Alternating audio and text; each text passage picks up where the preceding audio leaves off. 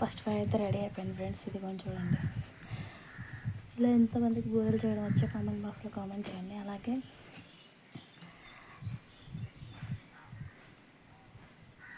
చాలా ఫ్రెండ్స్ ఇంకా వేగిపోతాయి. ఇప్పుడు మనం తీసేసుకుందాం.